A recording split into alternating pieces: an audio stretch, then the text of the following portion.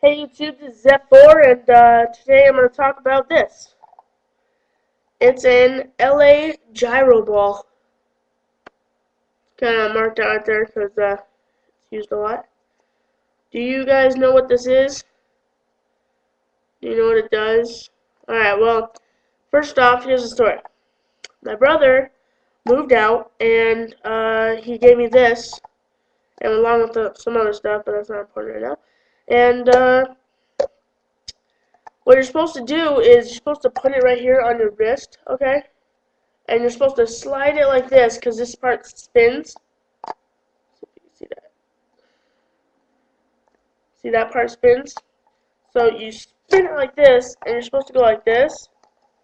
And then after you do that, it starts getting really fast. But I was thinking to myself, there's got to be an easier way to do this. Like, not to do this, because that's hard. I can't start it like that. My brother can, but I can't do it. So, I went on YouTube and looked it up, and I found out that some people actually use an ordinary shoelace, okay? Because if you look right here, there's actually a hole right there. So what you do is you take the this thing. Does anyone know what the end of a shoelace thing is called? I don't know. But you cut it in half, and you stick it inside the hole, like that. And then what you do is roll it up like this. Roll it up till it's inside there like that.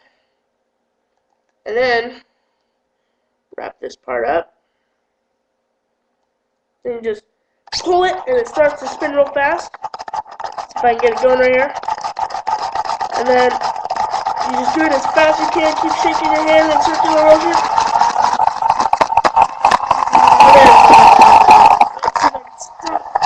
And then that part is spinning super fast. I don't know if you can see that or not. It's also spinning sideways, and like it's spinning this way, and it's also spinning this way at the same time. So, and all you do is try to go as fast as you can. And mine is the cheap kind because